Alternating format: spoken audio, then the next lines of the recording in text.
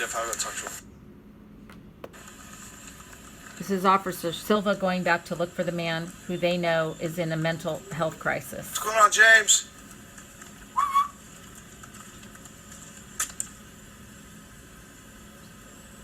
Not back here.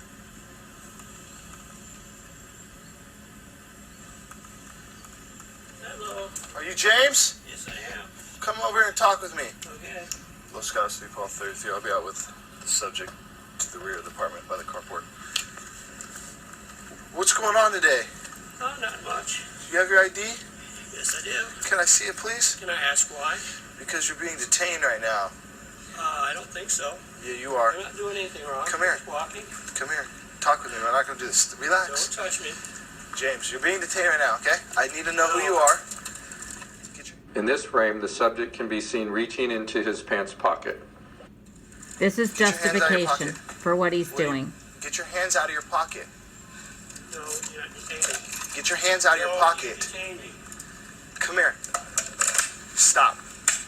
Relax. You're not in any kind of trouble. I got my job to do right now. I'm trying to figure out what's going on, okay? When I ask you to take your hands out of your pocket, you're going to listen to me. You don't dictate how anything goes here. I do. Do you understand?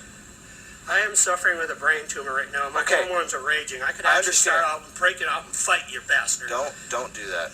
Relax. Turn around. James, relax. I'm here to hear your side, okay? I want to turn on a recorder here. No, Yes. I'll record it. Stop. Hold on. Stop. I have that option. Stop. I have that option. Hey! Knock it off! Knock it off, you bastard! Los Gatos. Please, please! Help! Help! Help! Knock it Get on your off! stomach. Get on your stomach. Help! Stomach. Help! Gary, John! Get on your stomach. Shit! Get on your stomach. Shit! Get on your stomach. Damn it! I'm suffering from a brain tumor. Get on your stomach. Damn it! Put your hands behind your back, or you're gonna get It tased. hurts! Damn, I'm a heart patient Los Gatos, too! 333. I just had 9 and 10 heart attacks! Get on your stomach. I had 9 and 10 heart attacks! Get on your stomach. Hey! I don't need this stress! Get on your I'm stomach. gonna have a heart attack! I'm gonna have a heart attack! Carport. You can watch the rest of this video, but my point is, Officer Silva should have never been on the streets. He should have been caught the first time he beat a man in the San Jose State University library. That incident left that man permanently harmed, and Internal Affairs found nothing, and the District Attorney, Jeff Rosen, did not prosecute Officer Silva. And then he ended up in the Los Gatos community, a highly wealthy and affluent area. And when people found out about the San Jose State University incident, he resigned. But when he resigned, he knew he was already under investigation for this. Jeff Rosen let Officer Silva off once. Officer Silva has resigned and will sail into a public retirement. I want to show you a little video that I made. I hope that this helps educate you all a little bit more about audits and why they're important. Hi, this is Susan Bassi, and I want to give you our Sunday night update on our First and Fifth Amendment audits of the Los Gatos Police Department. I also want to talk to you about why what you're doing matters with these audits. It matters for what's going on with our police departments and our court. While researching the Los Gatos Police Department, I became aware that on Friday afternoon at 10 a.m. there was a press release related to another incident involving Officer Silva. Officer Silva had already resigned. He knew he was under investigation for excessive force on another issue separate from the San Jose State University issue that caused public outcry and resulted in his resignation. I followed the information and I went to the YouTube video, and I'm going to put that up on my next video, but I encourage you to go and look at the Los Gatos Police Department and Police Chief Peter Decena's comments about this. And remember that Peter Decena is the police chief who hired Officer Silva, had been his boss at San Jose State University, was the boss when there were police officer involved shootings and a number of excessive force cases, which the district attorney let them all out of, Internal Affairs let them out of, and these police officers continue to be released in our communities and hired by other police departments. When people in San Jose and Los Gatos found out about this, they were outraged. There was first a police officer shooting on the San Jose State University campus, and that happened in March of 2019, that the footage was released to the public. By July 11th, information about Officer Silva was released to the public, and the Los Gatos residents became weary, and that resulted in Los Gatos police officer Silva resigning. But as you and I know, and we got to work. This is when the online auditing community came together, and they've supported us, they've supported our efforts. I've received hundreds of emails, phone calls, text messages from all of you. I'm trying to get to all of you, and hopefully you know that I am listening. We are going out on the streets, we are interviewing, we are holding the people in charge responsible and accountable. I'm talking to politicians. This is Ann Ravel, former county council who is running for California State Senate. This woman, Heidi, is running for the town council in Los Gatos. We're showing them the documents, we're showing them the information, and we're not only talking about the police misconduct, but we're talking about why our district attorney, our town managers, and our supervisors are not holding these police officers accountable. They're not being held to civilian oversight, and they're continuing to harm. They're continuing to kill in our streets vulnerable people. They're continuing to harm with excessive force. And these people are continuing to get away with domestic violence in their own homes, and their spouses are frightened and concerned and have felt that they haven't had a place to go until now. And I appreciate all the police officers' spouses who are reaching out to me about what it means to be married to or involved with a police officer. We're going to talk about who knew and who. This evening, I sent an email to the public information officer of the district attorney's office.